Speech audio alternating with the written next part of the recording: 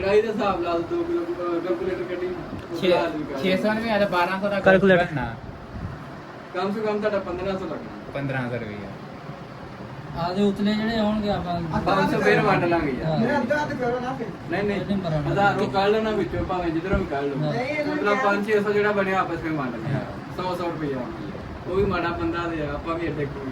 ਨਾਮ ਇਦਾਂ ਦੇ ਹੀ ਆ। ਹੁਣ ਰਾਜੀ ਆ? ਹੁਣ ਹਿੱਸੇ ਪੱਤੀ ਹੋ ਜਾਈਏ ਉਹ ਮੇਰੀ ਤਾਂ ਨਹੀਂ ਉਹ ਹਿਸਾਬ ਲਾਉਂਦੇ ਅਕਲ ਜੇਬੀ ਚ ਪਾ ਲਿਆ ਮੋਬਾਈਲ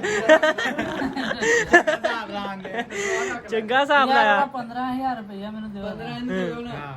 1000 ਰੁਪਏ ਤੋਂ ਨਿਕਲ ਗਿਆ ਸੋਨਵਾ ਹਾਂ ਬਾਕੀ ਜਿਹੜਾ ਉਹਦਾ 500 ਲੱਗ ਜਾ 600 ਲੱਗ ਜਾ ਆਪਾਂ ਆਪਸ ਵਿੱਚ ਤਕਸੀਮ ਤੇ ਲਿਆਓ ਸਮਾਨ ਬਣਾਈਏ ਕੜਾਈ ਦੇ ਨਹੀਂ ਨਹੀਂ ਅੱਛਾ ਇਹ ਪੈਸੇ ਦੇ ਪਾਣਗੇ ਨਹੀਂ ਨਾ ਕਿ ਇਹਦੇ ਉਹਨਾਂ ਇਹਨੇ ਤੇ 1000 ਦੇ ਦਿੱਤਾ ਨਾ ਸਮਝ ਉਹਨੇ ਹੀ ਦਿੱਤਾ ਹੋਣਾ ਹਾਂ ਮਾਮਾ